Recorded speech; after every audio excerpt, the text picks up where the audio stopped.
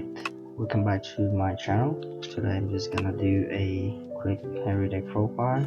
So yeah, simple, straightforward. The right line is self-explanatory because you have to run this right line. Yeah, it is pretty good right line. So I go straight to grade 4 first. So right now Harri doesn't have a second wave of support. So right now I just jamming as much grade 4 grade possible that he can have. I really hope that he gets support soon, but he won't because the other strike set doesn't have the support yet. So alright, I go straight to grade 3 then. I do play 2 normal Harri. You can bomb this to 3 if you want to. If you feel like it, you can bomb it to 3, but like for me 2 is perfect. 4 flying manticore. Where's my 4 copy? Yep. 4 flying manticore. For me, this one is the standard. You need to be played 4. You can bump that back to 3 if you have the other cycles. That is because you can still look back the manticore back from the drop into your soul. And the 1 shell floor. This one is quite hard to find, but if you can find it, you should get 2. I only have 1. I can only find 1, but like if you have 2, you should have get it. I think that's it for grade 3 because in my opinion this one is a low grade 3 count. So you have more space for putting shield and stuff. Speaking of shield, I do play 4 Standard Harri.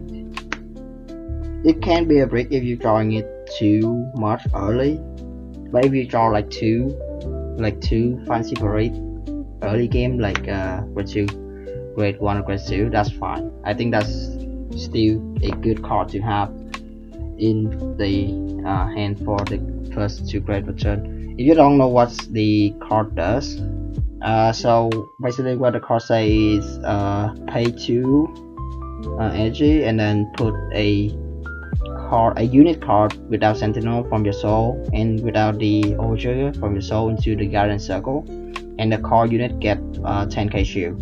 So basically at minimum you can call it 5k shield, and this thing is still a 15k shield, but ideally you want to call the trigger. So basically this guy the 25k shield for 2 energy, or even bigger if you have the front 20k shield front and 1 more sauce. So that is for my secret shot for the deck. The rest is just, I think, how do you get the trigger into your soul. So the first option that I thought of is the Longshot Dragon. If you don't know what Longshot Dragon does, he basically is a energy plus 5, draw a card and put a trigger, specifically a trigger from your deck, from your soul, from your drop into your soul. So that is one way you can look back the trigger from the drop into your soul. But I will be replacing this with another grade 1 that is do the same thing, but cut out the put the trigger to soul part, because I want the booster more than a grade 2, because the grade 2 is just sitting there doing nothing. There is a grade 1 do the same thing, so I'm just gonna put it on the screen somewhere, but I cannot get that right now, so I'm just gonna put the deck profile, put the long track instead.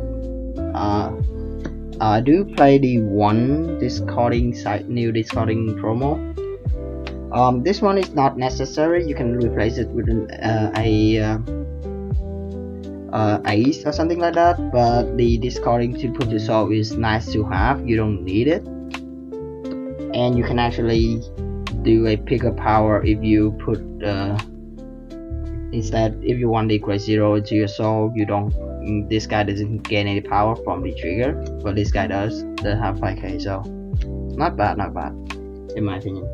And then the last one, quite important, super important, is the 7. Generally I want to have 4 beater in the deck just for the consistency, because I want to see one of each. So if you can find a second one, you should play 2-2. I only have like 3-7 and 1 4, so I have to work with what I have. So yeah, generally 4 beater right here. Yep. And I think that's it for the grade 2 pretty standard.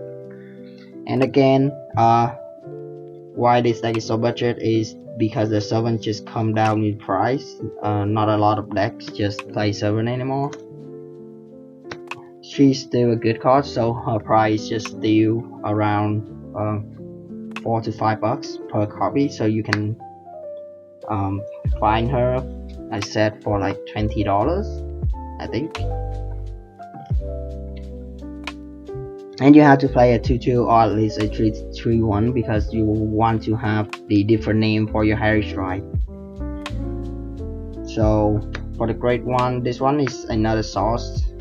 That's why I don't need the other grade 2 to put the trigger into soul, because in help it does put 2 trigger or 2 grade 0 from your chart into your soul for you.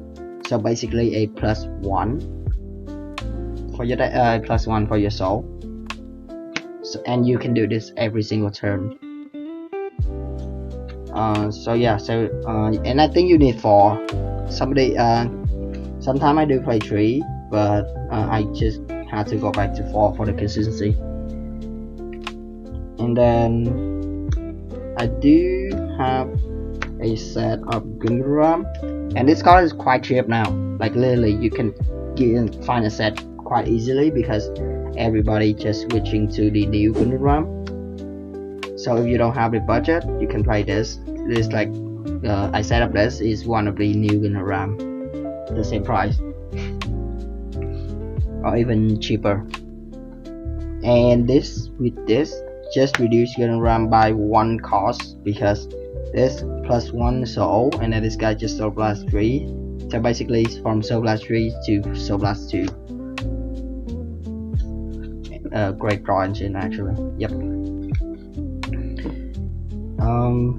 2 bunny, pretty simple, self-explanatory. And then the 2 wisdom cloud. So I do realize the deck is missing a few inch of power in your first strike, so I just put in the wisdom cloud. And just for you know, the strike skill is 1 soul, right? So how do you get the other 2 soul? You can just inhabit 1 and you just get 2 more soul, and then that's the 3 soul that you need for the power. Really easy to achieve the 10k power, so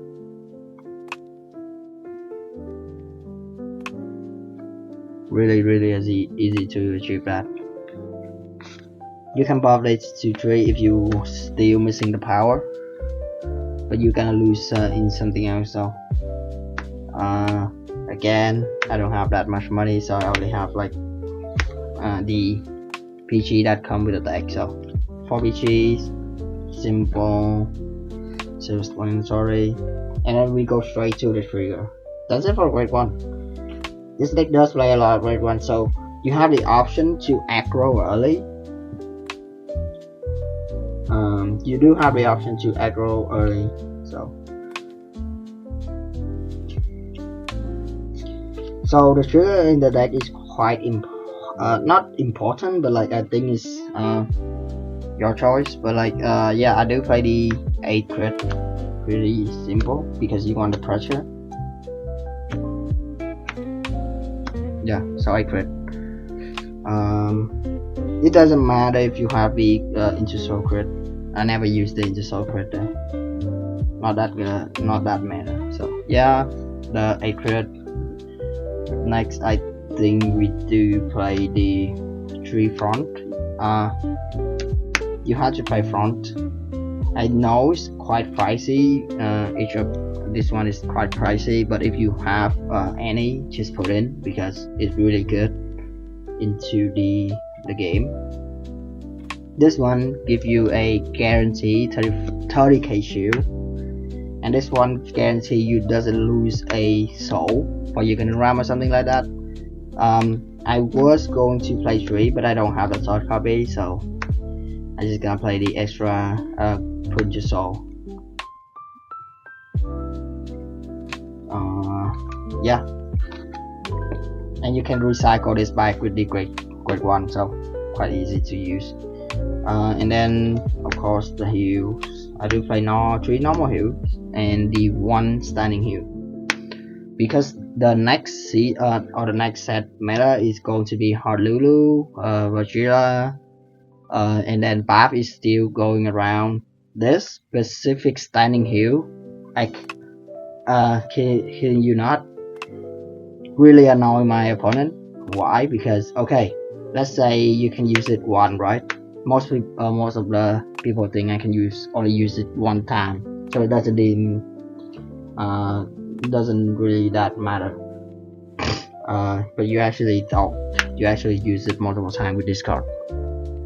The thing is, the extra shield effect is actually not coming from the place from hand. This is only place, so you can actually look back the trigger from drop and then use the Blitz Order to pull it out and give it 5k, give it 10k. The 10k is so important.